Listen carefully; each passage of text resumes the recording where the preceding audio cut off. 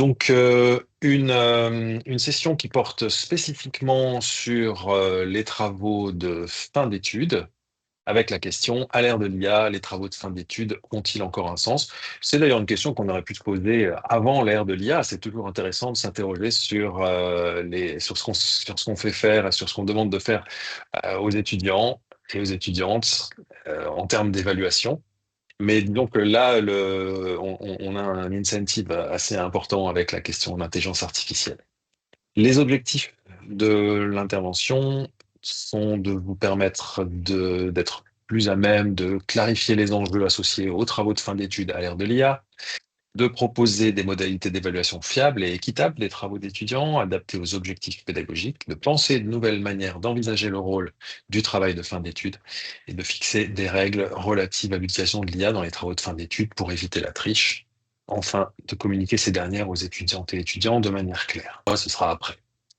Pour ce qui concerne le programme, je me propose un petit moment de problématique, puis de repasser par les questions d'évaluation en général avant de me concentrer sur les travaux de fin d'études, et puis quelques éléments de rappel sur l'intégrité académique.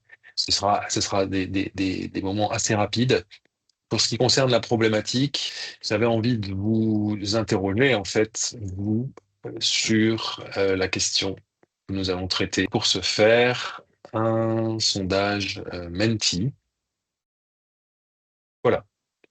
Vous demande simplement de vous positionner sur les propositions suivantes relatives aux travaux de fin d'études, travaux de bachelor, travaux de master.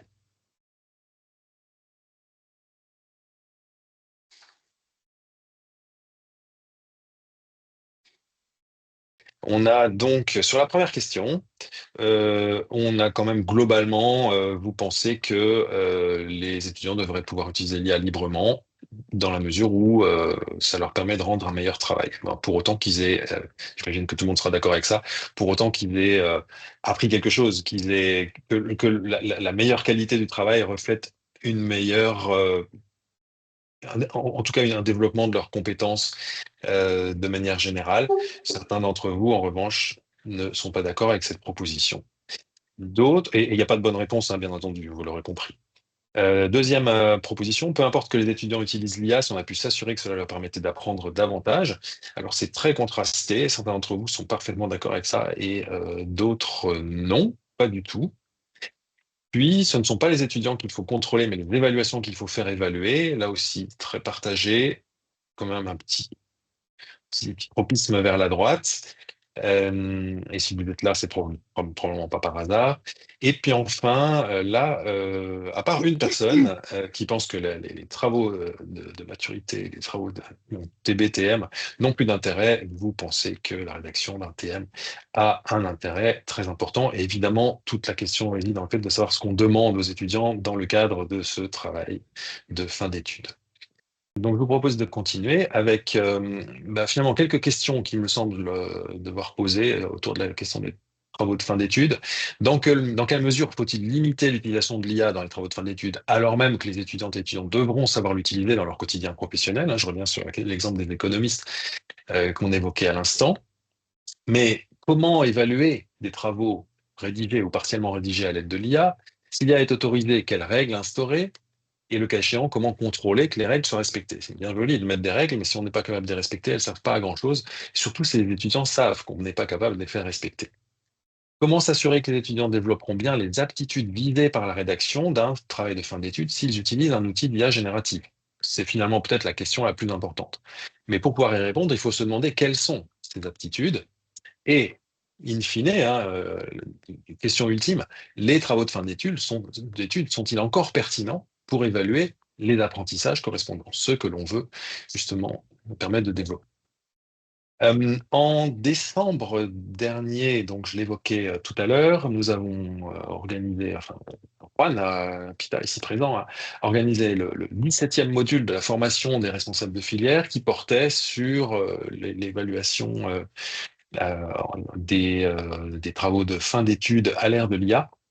Et nous avions une intervention de Lauriane Pointet, qui est l'assistante d'Étienne Jay dans la filière bachelor en travail social, qui était venue nous présenter un témoignage de l'analyse qu'ils avaient faite. J'ai sorti un petit extrait que j'aimerais vous présenter parce qu'il il problématise bien la question, sachant que le petit groupe d'assistantes de travail social a essayé de reproduire avec l'IA, comme si elle ne connaissait rien au sujet, les réponses à toutes les évaluations qui se déroulent dans la filière. Vous voyez, le TB est en bas de cette liste. On voit qu'en 6 heures, on a obtenu un TB qui était suffisant. Et par rapport aux 15 crédits du module, ça nous a un petit peu interpellés dès le début du processus, disons. Mais pour faire ce TB, il y a quand même eu mobilisation de connaissances préalables. Par contre, rien n'a été transmis en termes de support de cours, de connaissances théoriques qui viendraient des cours.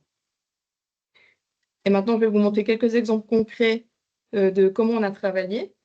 Des petits extraits de prompt assez rapidement. Donc, on a commencé avec, ça c'est vraiment le point de départ. Je suis étudiante en 3e année de bachelor, je dois rédiger mon travail de bachelor, et voilà le document prescriptif. Et là, elle a envoyé le manuel du TB qui contient toutes les informations utiles pour les étudiants, les différentes étapes du processus. Vous voyez en haut à droite, consensus, c'est donc le GPT spécialisé avec lequel on a travaillé. Il est accessible directement depuis ChatGPT. C'est aussi une application à part. Et donc, on a travaillé avec cet outil-là. Pourquoi celui-là et pas un autre? Mais en tout cas, c'en était un qui est un peu plus spécialisé dans la recherche, donc qui produit des résultats un tout petit peu plus pertinents. Une fois que ça a été fait, on lui a demandé de nous aider à faire chaque étape du travail de bachelor et donc de préparer un plan de ce qui devra être fait pour réaliser le bachelor. Là, il nous sort toute une longue liste à puces avec les différents éléments. Et puis à partir de là, on commence à travailler partie par partie.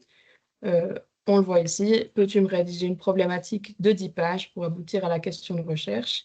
Et ChatGPT dit bien sûr. Et il nous fait une liste à puces comme d'habitude. Mais après, on lui demande, très bien, donne-moi un exemple de cette problématique-là. Et il rédige une première problématique d'une dizaine de pages. On lui a demandé ici d'intégrer des références théoriques et vous voyez dans le texte qu'il le fait, il marque en parenthèse Sherlock et Ali 2010, OFS 2020. Une fois que c'était ça, comme c'est quand même un travail scientifique, on lui avons demandé de trouver 4 articles scientifiques qui permettent de répondre à la question de recherche. Et là, il nous a fait donc une recherche bibliographique où il a choisi 4 articles disponibles sur Internet dans lesquels il fait un petit résumé, il met le lien vers l'article. Et comme c'est une exigence de notre TB, on lui a demandé de faire une grille d'extraction des contenus sur ces différents articles-là, puisque c'est quelque chose que les étudiants doivent aussi rendre à leur directeur, leur directrice. Et donc, il résume les articles, il sort les objectifs, les hypothèses, les principaux résultats. Une fois qu'on a eu fait, enfin voilà, après on travaille donc partie par partie, on dialogue avec lui. Et puis, une fois qu'on a eu fini toute cette partie-là de rédaction, on lui a transmis le TB tel qu'il l'avait écrit, la grille d'évaluation du TB telle qu'elle est transmise aux étudiants, et on lui a demandé de faire une évaluation du travail, de sortir les points forts, les points d'amélioration et les points manquants, et on a retravaillé certaines parties en fonction des retours qu'il avait faits. Donc, en résumé, on a utilisé ChatGPT pour absolument toutes les étapes du bachelor. Le challenge, c'était de ne pas écrire soi-même la moindre ligne du TB. Donc, il n'y a que des prompts qui ont été utilisés, mais rien qui vient de l'assistante elle-même. On a fait le plan, ensuite on a fait la problématique, les questions de recherche, la recherche bibliographique et la grille d'extraction, comme je vous l'ai mentionné, l'analyse comparative des sources et du coup la rédaction de tout le plan de la littérature, de la revue de la littérature. Ensuite la rédaction partie par partie du TB. Là, bien sûr, il faut de temps en temps, on lui dira, est-ce que tu peux ajouter des citations verbatim? Ce serait quand même un tout petit peu plus convaincant. Il faut parfois ajuster le nombre de caractères, le nombre, déployer un tout petit peu plus les arguments. Et il y a des allers-retours avec le plan que ChatGPT a proposé au début et avec les consignes du TB pour s'assurer qu'on reste toujours dans la même lignée. À la fin, on lui a demandé de rédiger aussi les remerciements. Donc, il fait un texte très personnel pour la directrice de TB Imaginaire et la famille de l'assistante qui l'a beaucoup soutenue dans ce travail. Et on a fait la mise en page de la bibliographie, l'élaboration, mise en page de la bibliographie dans les normes APA 7 On a aussi fait une demande qui vérifie que toutes les citations sont bien référencées dans la bibliographie, que tout ce qui est référencé dans la bibliographie est bien mobilisé dans le texte fluo. Euh, Sans vouloir s'arrêter en si bon chemin, on a aussi demandé qu'il fasse la page de titre et qu'il fasse justement cette phase que je vous ai mentionnée préalablement d'évaluation et correction du travail. Tout ça a pris un total de 6 heures à notre assistante. On peut imaginer que c'est un petit peu plus long pour des étudiants, mais ça restera un petit peu en dessous des 15 crédits estimés pour le travail dans sa totalité. Voilà, donc un témoignage qui nous montre, on le savait, hein, voilà, mais qu'il est possible de rédiger intégralement un travail de bachelor en 6 heures avec un outil d'intelligence artificielle générative sans comprendre le sujet. Alors, c'est à mettre avec des guillemets parce que on sent quand même qu'il y a une certaine expertise dans le travail de l'assistante qui d'abord sait comment structurer un travail de bachelor.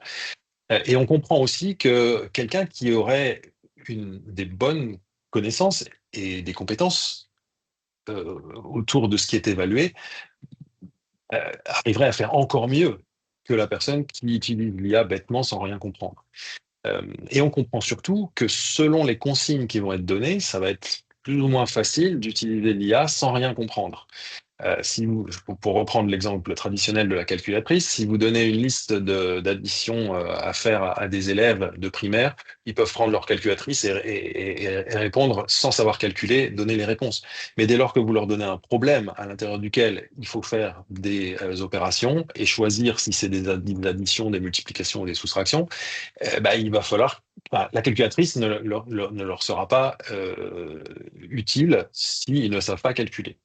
Donc évidemment, ça pose la question du type de consigne. Avant d'y venir, euh, venons-en au détecteur d'IA, histoire de régler la question une fois pour toutes. On le répète, les détecteurs d'IA fonctionnent, mais mal. C'est-à-dire qu'ils donnent des faux positifs, des faux négatifs. Ils peuvent donc permettre peut-être d'obtenir des soupçons sur un travail, des soupçons que, en général, en lisant le travail soi-même, on est capable d'avoir parce que, en fait, ces détecteurs d'IA, ils se fondent essentiellement sur un certain type de langage, sur la fréquence des fautes d'orthographe, on va le voir juste après. Et quoi qu'il en soit, j'aime bien citer cette étude qui montre que sur 500 travaux écrits qui ont été réalisés avant la sortie de ChatGPT, donc qui n'ont pas pu être écrits avec l'IA générative, les détecteurs d'IA en identifient 3 qui auraient été écrits intégralement avec de l'IA et 9 qui auraient été écrits partiellement par de l'IA et partiellement par des humains. Alors qu'évidemment, ils ont tous été écrits par des humains et uniquement des humains.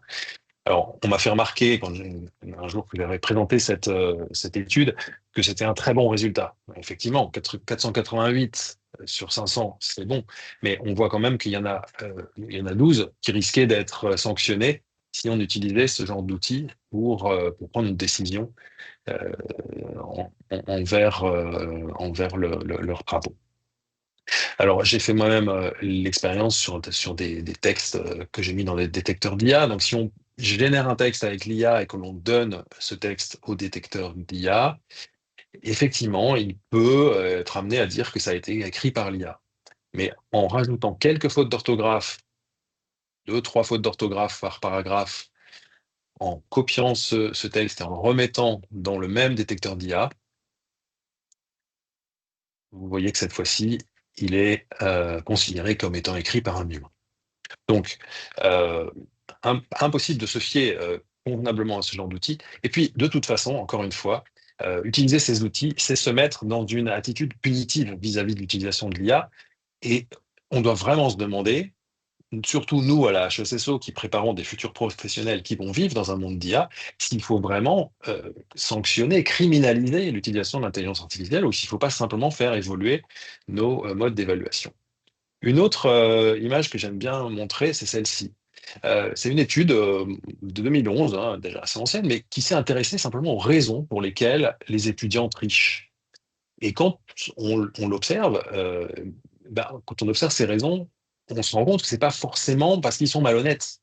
c'est parfois par facilité, par manque de temps, parce que les autres le font, parce que bah, il n'y a pas de contrôle, donc pourquoi pas, parce qu'on a pris l'habitude et bah, voilà, on fait plus trop la différence, parce qu'on est un peu à la traîne, parce qu'on est en panique, parce qu'on a un désir de performance, parce qu'on connaît pas les règles.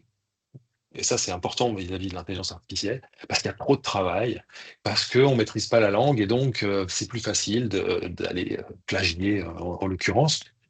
Et j'aime bien cette image parce que ça nous oblige à nous interroger sur les raisons pour lesquelles finalement les étudiants quelquefois dérogent aux règles d'intégrité académique. J'aime bien citer un exemple personnel. Maintenant mes enfants ont 20 ans, ils gèrent leurs écrans tout seuls, mais comme tout le monde, on a eu de nombreuses chartes numériques enfin, sur l'utilisation des écrans, etc. Et puis, il arrivait fréquemment qu'ils commencent à tricher. Alors quand ils trichaient, on les grondait et on les punissait. Puis l'étape d'après, c'était de se dire, bon, puisqu'ils continuent à tricher, c'est que peut-être notre système, nos règles sont plus adaptées. Et donc, on déclenchait à ce moment-là des discussions avec eux et on se rendait compte qu'effectivement, parfois, leur usage avait changé et qu'il était nécessaire donc d'aménager les choses un petit peu autrement. Puis on repartait sur une nouvelle phase. Donc, voilà, quand les étudiants trichent, c'est pas forcément que de leur faute, disons. Et ça peut être intéressant d'essayer de comprendre pourquoi, véritablement pourquoi, et de faire évaluer le cadre. Sur l'évaluation à l'ère de l'IA générative, euh, cette question donc comment évaluer, j'aime bien la traiter en revenant systématiquement aux principes de base de la pédagogie, la cohérence pédagogique, cohérence entre les apprentissages visés, les méthodes pédagogiques, les méthodes d'évaluation. J'aime bien citer Juan, qui est aujourd'hui présent parmi nous, et qui m'a dit un jour, moi j'aime bien demander aux enseignants quels sont leurs objectifs d'apprentissage, puis ensuite je leur demande de me montrer leurs méthodes d'évaluation et leurs évaluations. Et il m'arrive de leur montrer qu'il y a un écart entre les deux, mais en fait, leurs véritables objectifs d'apprentissage, c'est ce qu'ils évaluent. C'est pas ce qui est déclaré au début. Parce que, en fait, quand on est un enseignant, quand on évalue quelque chose, c'est qu'on estime que c'est ça la chose importante que les étudiants doivent apprendre. En toute rigueur, il faudrait que ce soit complètement lié. Et les méthodes pédagogiques, évidemment, compatibles, cohérentes avec l'évaluation et avec les apprentissages visés, ça va de soi. Et évidemment, le problème de l'intelligence artificielle, c'est qu'elle bouscule un peu tous ces pôles, hein. À la fois, elle nous oblige à faire évoluer les objectifs d'apprentissage, elle change nos méthodes pédagogiques et elle bouscule, voire elle perturbe nos méthodes d'évaluation. Donc, quand on se demande comment évoluer, il faut se demander comment donner son cours, il faut se demander en fait comment faire apprendre les étudiants, hein. Et c'est ça la véritable mission de l'enseignante et de l'enseignant, c'est faire apprendre ses étudiants, pas donner son cours. Et puis, question préalable encore, c'est finalement qu'est-ce qu'ils doivent apprendre? Pour comprendre comment évaluer, il faut qu'on se demande ce que les étudiants doivent apprendre. Donc, on va se poser cette question. Vous avez peut-être déjà entendu ce discours, mais j'aime bien le répéter parce que j'étais encore ce matin à une conférence de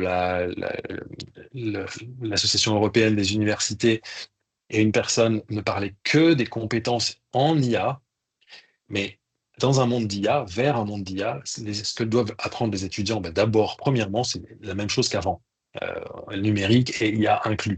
Peut-être pas tout de la même façon, mais en gros, ce qu'ils devaient apprendre il y a 5 ans, on continue à leur enseigner, hein, en termes de savoir, savoir-faire, savoir-être, et même de compétences. Simplement, les compétences vont peut-être un tout petit peu changer, mais globalement, ça va rester là, ça reste un socle qu'on peut interroger.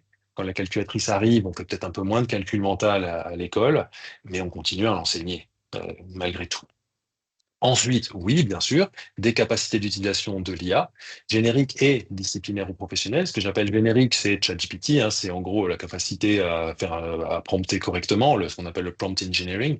Mais les capacités d'utilisation de l'IA disciplinaire ou professionnelle, c'est celles qui utilisent, qui permettent d'identifier et de maîtriser des outils d'IA de la profession. Donc, par exemple, dans la musique, des outils d'IA qui permettent de générer de la musique ou de faire de la post-production sur des pièces musicales. Euh, dans l'ingénierie, les outils qui permettent de faire de la maintenance prédictive. Et en santé, des outils qui permettent de gérer les patients aux urgences. Voilà, ce sont des outils disciplinaires que les étudiants doivent évidemment apprendre à utiliser. Ensuite, des aptitudes qui ne sont pas techniques liées à l'IA, mais qui sont des aptitudes de contrôle de l'IA et de vie dans un monde d'IA. J'aime bien l'illustrer par cette image. Il y a 5 ans, si vous tombiez sur une image comme celle-là, vous pouviez la partager sur Facebook parce qu'elle était véritablement extraordinaire. Aujourd'hui, si vous tombez là-dessus, vous devez avoir le réflexe de ne pas la partager parce que c'est clairement, évidemment, une image générée par l'IA. Euh, donc, on doit être plus vigilant, en fait, sur un certain nombre de choses, sur les photos, sur les vidéos, sur les textes.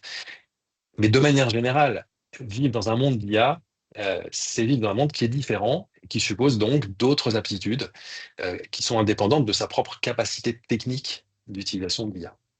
Et puis, dernière chose qui est peut-être intéressant à enseigner aux étudiants, c'est les capacités distinctives. C'est justement celles dont l'IA ne dispose pas. Et vous avez peut-être déjà vu passer cette taxonomie de Bloom complétée par 2 colonnes, hein, la colonne de toutes les capacités de l'IA générative, ce que l'IA générative peut faire, et puis ce qui reste, entre guillemets, mais c'est pas les moindres des capacités, hein, elles sont extrêmement intéressantes, ce qui reste aux humains. Et ce qui frappe, évidemment, c'est que la connotation de ces compétences humaines distinctives est très soft skills, elle est très méta. Originalité, réflexion métacognitive, pensée critique, créativité, imagination, etc. Et bien sûr, ça, ce sont les choses qu'il faut cultiver chez nos étudiants. Ça nous amène à définir, je vais le faire assez rapidement, on pourra revenir dessus si vous voulez, à définir en fait une dizaine de pistes pour évaluer dans un monde d'IA. Et je vais aller de la plus coercitive à la moins coercitive. D'abord, interdire l'ordinateur durant l'évaluation, évidemment. Évaluer en rendant l'IA inapplicable, à l'oral par exemple, ou en contrôlant les accès Internet des étudiants. Compléter l'évaluation écrite par une évaluation réflexive orale, qui peut être systématique ou aléatoire, pour vérifier que ce que l'étudiant a écrit, il ou elle le maîtrise effectivement. Et puis on passe dans un autre régime, un régime où on arrête de contrôler quoi que ce soit, on change simplement le type d'évaluation. Et une première piste, c'est augmenter le niveau de complexité taxonomique. J'aime bien citer cet exemple de cette enseignante qui enseignait avant les principes de la communication de crise et demandait aux étudiants d'appliquer ces principes sur un cas de crise dans une entreprise ou une organisation. Depuis que ChatGPT existe, le chatbot le fait mieux qu'elle-même ne pourrait le faire. Donc, ce qu'elle fait, c'est qu'elle demande à l'IA de rédiger le texte et elle demande aux étudiants d'évaluer la réponse du chatbot. Alors certes, vous allez me dire, le chatbot sait le faire aussi, mais évidemment, il ne s'agit pas d'être aussi simpliste. On peut s'arranger pour intégrer des éléments authentiques, une multiplication des consignes, qui va faire que ça sera quand même plus difficile de répondre aux questions qui portent sur des hauts niveaux taxonomiques que sur les niveaux taxonomiques traditionnels. Et donc, effectivement, une possibilité pour complexifier l'évaluation, c'est d'y intégrer ou de demander d'y intégrer des éléments authentiques, c'est-à-dire des situations, des cas réels que les étudiants vont aller chercher, ou bien même des choses qu'ils ont eux-mêmes vécues par exemple, dans leur stage. Démultiplier le nombre de consignes peut être également donc une piste intéressante. Je vous donne un exemple d'une évaluation que j'ai donnée dans le cadre du master en muséologie histoire de l'art il y a une année. J'enseignais, c'était un cours sur l'intelligence artificielle, donc dans un master de muséologie. Donc lors de l'évaluation, je leur demande d'imaginer une exposition sur l'intelligence artificielle. Et ça, un chatbot pourrait très bien le faire. Donc, ce que je leur ai demandé de faire, je ne sais pas si c'est assez grand. Vous pouvez normalement zoomer dans Teams si il y a un bouton qui vous permet d'agrandir. De toute façon, l'idée n'est pas de lire tout le texte, mais en fait, ce que je leur ai demandé de faire, c'est de s'inspirer d'une certaine bibliographie déjà pour élaborer une exposition sur l'intelligence artificielle. Et je leur ai demandé de l'imaginer pour un muséum d'histoire naturelle. Donc déjà, pour un chatbot, c'est un petit peu plus compliqué. Parce que dans un musée de sciences et techniques, ça serait facile. Dans un muséum d'histoire naturelle, c'est un peu bizarre, une exposition sur l'intelligence artificielle. Et je leur ai demandé, en fait, de se comporter comme des consultants qui seraient mobilisés par un musée d'histoire naturelle qui voudrait faire une expo sur l'intelligence artificielle. Et donc, je leur ai demandé des propositions de titres, un pitch, un texte qui décrit les intentions, les objectifs, la vision, une structure d'exposition, une liste de recommandations à l'intention de l'équipe muséographique. Donc, vous voyez, beaucoup de consignes, des conseils méthodologiques qui complètent ces consignes. Et bien sûr, on va me dire, oui, ben, ChatGPT peut trouver des titres. Mais moi, ce qui m'intéresse, c'est qu'à la fin, ces étudiants, ils aient pu développer une véritable compétence de conseil d'un muséum d'histoire naturelle qui voudrait faire une exposition sur l'intelligence artificielle et que leur titre soit intéressant, que leurs intentions, leurs objectifs, leur vision soient originales et que la structure d'exposition, elle soit vraiment exceptionnelle. Et donc, ils peuvent utiliser l'IA parce que dans leur futur métier, s'ils doivent faire ça, ils l'utiliseront. Mais il faut qu'ils l'utilisent correctement et qu'ils collaborent suffisamment avec cette IA pour arriver à vraiment sortir des idées extraordinaires. Et c'est ça qui va leur donner une bonne note. C'est pas le fait d'avoir juste produit les 20 000 caractères qui sont mentionnés dans les consignes. Donc, bah, ça amène à rajouter une piste. Finalement, ce qui est important, c'est pas qu'il ait produit le texte. Et c'est même pas que ce texte soit juste ou compatible avec les enseignements, mais c'est qu'il soit potentiellement original. Euh, qu'on puisse voir qu'ils ont appris, qu'ils ont fait preuve d'esprit critique. On peut même leur demander de documenter leur démarche et plus seulement d'écrire le résultat. On pourrait leur demander en annexe de dire comment ils ont fait et s'ils ont travaillé avec l'intelligence artificielle et ce qu'ils en ont retiré et ce qu'ils ont trouvé plus ou moins intéressant. Et au final, on se rend compte qu'on est en train d'évaluer non plus des connaissances, mais des compétences. En mettant les étudiants dans la posture d'un consultant ou d'une consultante qui répond à une commande, on leur demande de mettre en œuvre des compétences, alors qu'en leur demandant de rédiger un travail de fin d'études théorique, quand bien même ils s'appuieraient sur des lectures, on est sur des connaissances, la mobilisation de connaissances, et ça, un chatbot le fait très bien. Notebook LM le fait parfaitement bien. Par contre, inventer une expo originale sur l'IA dans un muséum d'histoire naturelle, ça, c'est plus compliqué. Et j'aime bien ce document de l'Université catholique de Louvain qui s'intitule Intégrer l'IA générative dans les stratégies pédagogiques. Facile à trouver sur Internet. Il y a le lien ici. Vous aurez, je mettrai le support de toute façon dans l'équipe Teams. Il distingue trois manières d'évaluer. Alors c'est une autre manière de présenter les choses que ce que je viens de vous présenter. Une première manière, ça rejoint le début de ce que je disais. On évalue sans l'IA. On évacue complètement l'IA. Ensuite, on évalue pareil, mais on essaye d'adapter l'évaluation pour que l'IA ait moins d'importance, moins d'impact. Ça, c'est typiquement lorsqu'on va demander on va faire des évaluations orales ou lorsqu'on va demander d'intégrer des éléments authentiques. Hein, l'IA est moins bonne. Mais finalement, et c'est sûrement la colonne la plus intéressante, c'est l'idée de repenser complètement les activités d'évaluation en se tenant compte de l'IA. Et donc, on va évaluer les étudiants dans des contextes concrets d'apprentissage, centrés sur des processus ou des démarches à intégrer. On va faire des évaluations formatives, puis des rétroactions pour tenir compte du processus d'apprentissage. On va peut-être éventuellement demander, dans le cadre de projets d'équipe, à l'équipe de documenter leurs propres apprentissages. On va les évaluer sur la base d'interactions réelles avec des personnes concernées. De nouveau, les éléments authentiques qu'on retrouve ici et les évaluer sur le développement d'habiletés métacognitives, incluant l'autocritique du travail d'étudiant. Là, évidemment, typiquement, le portfolio va être extrêmement intéressant. Et donc, on est dans une approche par compétence. Et on a de la chance à la HESSO, contrairement aux universités. On est déjà dans une approche par compétence, et c'est vraiment l'approche qui permet de se rendre le plus résilient face aux attaques, entre guillemets, de l'intelligence artificielle, parce que finalement, dans une approche par compétence, l'IA, c'est une nouvelle donnée de la vie professionnelle et c'est une nouvelle ressource au service de la compétence. Alors j'en viens aux travaux de fin d'études et j'aime bien citer ce travail de Ethics qui a été fait, une société suisse qui a travaillé pour la Fondation Mercator. On va pas le lire en entier, mais j'aime bien le deuxième point qu'ils avaient fait émerger. Quelles compétences veut-on entraîner avec un travail écrit à la maison? Maîtrise de la grammaire et de l'orthographe d'une langue, capacité de synthétiser, d'expliquer un contenu complexe, exercice d'une pensée argumentative et critique, utilisation autonome des méthodes de production des savoirs, etc., etc. Et ça m'amène à la question euh, de des travaux de fin d'études, justement.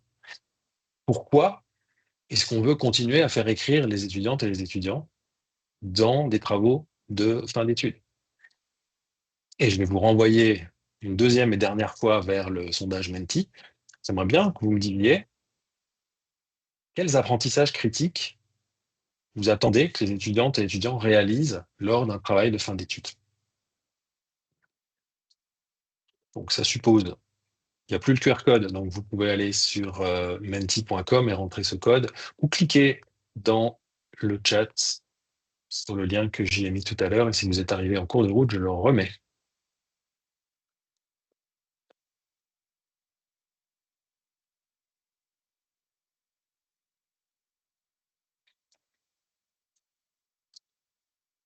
Alors qu'attend-on que les étudiants finalement apprennent ou montrent qu'ils ont appris lors de leur travail? Alors contrairement à un QCM, il est évident que le travail de fin d'études lui-même est l'occasion d'apprendre. C'est pas seulement la vérification d'un apprentissage, c'est également une activité par laquelle les étudiants apprennent et qu'on va évaluer. Mais finalement, qu'est-ce qu'on veut évaluer? Dans les quelques éléments, ce serait intéressant.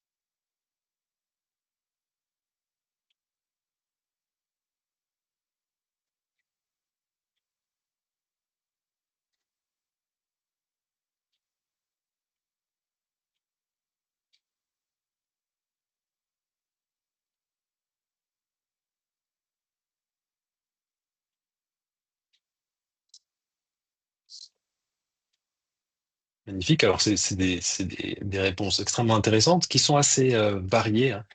Euh, Quand je fais ce petit questionnaire, comme aujourd'hui, on voit beaucoup apparaître le mot critique. Il s'agit vraiment d'un exercice de réflexivité, de pensée critique. Il ne s'agit pas seulement de recracher un contenu, c'est d'être capable de défendre des idées. Donc c'est un travail de critique et d'autocritique, hein, sur sa propre pensée. Quelqu'un écrit, écrire égale penser, tout à fait d'accord. Voilà, alors vous pouvez continuer à compléter si vous êtes toujours en train d'écrire.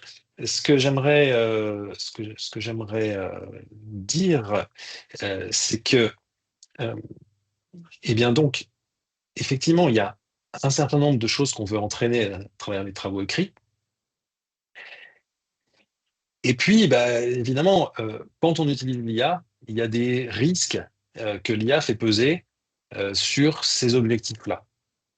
Et la question qu'on peut se poser, c'est donc pourquoi est-ce qu'on continue à faire écrire les étudiants? Mais une fois qu'on a identifié toutes ces raisons, tous ces apprentissages critiques, on peut se poser pas mal de questions. Est-ce qu'ils ont des occasions de l'apprendre et est-ce qu'on a l'occasion de l'évaluer autrement? Est-ce qu'on peut faire évoluer les travaux de fin d'études pour qu'ils continuent à pouvoir le faire? Et donc, quand on a listé ces objectifs d'apprentissage, et c'est un travail qui est, à mon avis, extrêmement intéressant et qui devrait toujours être fait dans les filières avec les responsables des travaux de fin d'études, avec les enseignants, histoire de clarifier vraiment ce qu'on veut qu'ils apprennent et le mettre en relation avec les objectifs d'apprentissage visés, c'est-à-dire les référentiels de compétences. Eh bien, à mon avis, il y a plusieurs options possibles. Certains de ces objectifs ne sont pas affectés par l'IA. Et donc, ce n'est pas la peine de s'inquiéter. Quoi qu'il arrive, même avec l'IA, des étudiants vont pouvoir les développer et démontrer qu'ils l'ont développé. Certains vont être affectés par l'IA. Et à ce moment-là, on peut se poser une autre question. Est-ce que il est possible, en modifiant un peu la structure de la demande, la structure de l'évaluation, est-ce qu'il est possible de faire en sorte qu'on les évalue quand même? Donc typiquement, on va dire, bah, on ne demande plus un travail purement théorique, on va demander quelque chose de plus appliqué. Ça, on change donc un petit peu la structure et on se rend compte que finalement, bah, l'IA, enfin, on minimise l'influence de l'IA. Par contre, si on se rend compte que pour certains objectifs, on n'est pas capable de faire évoluer l'évaluation de sorte qu'on puisse quand même les évaluer, alors il faut se demander si ces objectifs d'apprentissage-là, euh, ces apprentissages critiques, on peut les évaluer dans d'autres situations, dans d'autres évaluations, existantes ou pas. Et c'est peut-être à l'issue de cette réflexion qu'on se dira, bon, ce truc-là, c'est hyper important, on ne peut plus l'évaluer dans le travail de fin d'études, mais c'est pas grave, on évalue d'autres choses. Et donc, on va créer une évaluation complémentaire qui va permettre de l'évaluer. Par exemple, je sais pas, je donne un exemple peut-être caricatural et pas très réaliste, mais on voudrait que les étudiants développent des capacités d'argumentation critique. Bon, bah, d'une part, peut-être que le chatbot va être capable de le faire et que donc on va se dire c'est pas forcément facile de s'assurer que l'étudiant a bien développé ça dans son travail. Mais on peut aussi se dire que c'est peut-être pas la meilleure manière en fait de développer et d'évaluer des compétences d'argumentation. Peut-être que l'oral peut être intéressant aussi. Et il y a des étudiants pardon, il y a des enseignants qui évaluent leurs étudiants en les faisant débattre à l'oral et qui donnent des notes d'oral à l'issue d'un débat entre eux. Euh, et donc, il y a peut-être d'autres manières, en fait, d'évaluer ces apprentissages critiques. On n'arrive plus à évaluer avec les travaux de fin d'études à cause de la présence de l'IA. Et puis enfin, on va peut-être se rendre compte qu'il y a certains apprentissages critiques qui n'existaient pas avant, mais qui sont nécessaires maintenant, parce que justement, ils vont vivre dans un monde d'IA. Et donc peut-être que ceux qu'on aura dû sortir des objectifs du travail de fin d'études vont être remplacés par d'autres qui n'existaient pas et qui sont maintenant nécessaires. Alors, je vais vous faire réagir à ça dans quelques instants, mais je voudrais simplement conclure cette partie avec 1 minute de la vidéo de Lauriane.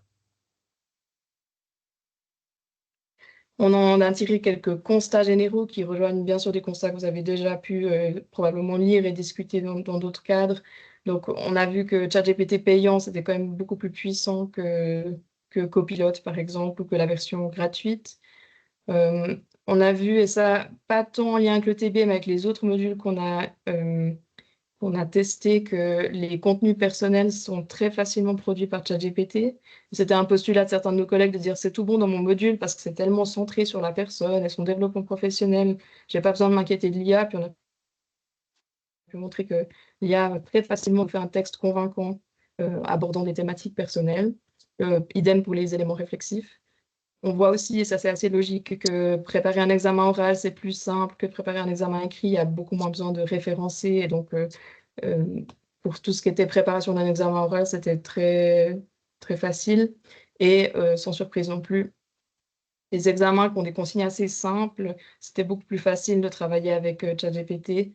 Et on voit en fait dans le tableau que je vous ai montré tout à l'heure, on a un autre module qui est à 6 crédits et c'était plus long de réussir à faire l'examen que le TB, dont les consignes sont assez simples, détaillées dans un seul document. Et en parallèle de ça, notamment pour le TB, qui est quand même le sujet d'aujourd'hui, on réfléchit aux manières de faire évoluer le format. Est-ce qu'on peut travailler davantage sous forme de projet en condensant le temps qui est consacré à la revue de littérature? Est-ce qu'on peut renforcer des collaborations avec des partenaires professionnels? Est-ce qu'on peut travailler avec d'autres matériaux aussi de recherche? Notre TB au sein de notre HETS est très axé théorie et revue de littérature. Si on commence à prendre aussi en compte des entretiens avec des personnes concernées ou d'autres éléments, ça permettrait de faire travailler d'autres compétences aux étudiants également dans leur développement des compétences en lien avec la recherche. Alors, une chose intéressante dans ce que Lauriane nous avait présenté, c'est qu'on se rend compte que ça suffit pas d'intégrer des éléments authentiques parce que le chatbot peut le faire. Donc, dans les pistes que je vous ai présentées, il n'y en a aucune qui est une panacée. L'idée, c'est d'arriver à les combiner en fonction bien On sûr, en a des objectifs d'apprentissage et des disciplines, des branches, comme l'évoquait Pierre-Yves tout à l'heure. Euh, donc, je voudrais synthétiser ces différents éléments en disant finalement, ce que l'on peut ajouter dans les travaux de fin d'études à l'ère de l'IA, ce sont, par exemple, des exigences de problématisation. Analyser l'existant, formuler des questions pertinentes et situées. Ça, c'est des choses qu'on peut demander aux étudiants. Et s'ils s'aident de l'IA pour le faire, c'est pas forcément un problème, parce qu'il va falloir qu'ils analysent la réponse de l'IA pour arriver à bien problématiser. L'authenticité, étude de cas réels, intégration de l'expérience individuelle, d'entretien, on vient de voir que c'est pas suffisant, mais ça peut quand même être intéressant. Du reste, si un étudiant demande à un chatbot d'inventer des vécus personnels, c'est quand même de la triche. Et tous les étudiants n'ont pas envie de tricher. Quand même, ils savent que c'est tricher. Et ils savent qu'ils prennent un risque, que l'enseignant peut aussi aller vérifier que ce qu'ils disent qu'ils ont vécu, ils l'ont vraiment vécu. Donc, voilà, c'est pas parce que le chatbot sait le faire qu'il faut absolument imaginer que tous les étudiants vont l'utiliser.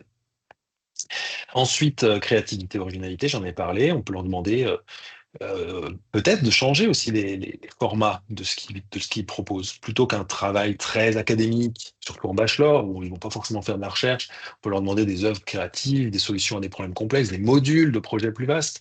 On peut leur demander aussi de décliner, d'opérationnaliser leurs réflexions en leur demandant de générer des posters, des recommandations pour des clients fictifs, des grilles d'analyse, des prototypes, pourquoi pas même des campagnes marketing, hein, pour mettre à l'épreuve en fait ce qu'ils auront développé comme réflexion.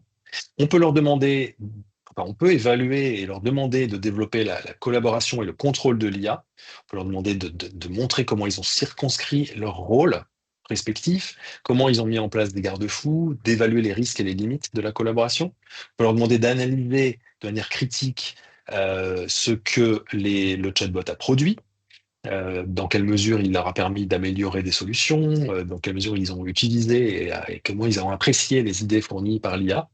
Et enfin, je l'ai évoqué, on peut leur demander de décrire le processus de rédaction, de décrire les itérations qu'ils ont faites avec l'IA, de produire, pourquoi pas un journal de bord, de produire les liens vers les discussions qu'ils ont eues avec le chatbot. Personnellement, c'est quelque chose que je fais souvent et en général, c'est au bénéfice des étudiants quand ils arrivent à me montrer qu'ils ont eu un échange constructif avec le chatbot qui leur a permis d'apprendre correctement. La question de l'intégrité académique, je ne vais pas la développer. Elle est évidemment étroitement associée. Je voudrais juste rappeler un ou deux éléments extrêmement importants. Euh, pour pouvoir gérer l'IA dans l'enseignement, il est nécessaire de poser les termes d'un contrat pédagogique. Il faut que les choses soient claires, il faut qu'il y ait une confiance dans le fait qu'on peut dire qu'on a utilisé l'IA, ce qui suppose que l'enseignant devrait lui aussi, ou lui ou elle, dire quel usage il ou elle a fait de l'IA en tant qu'enseignant pour préparer les cours, etc.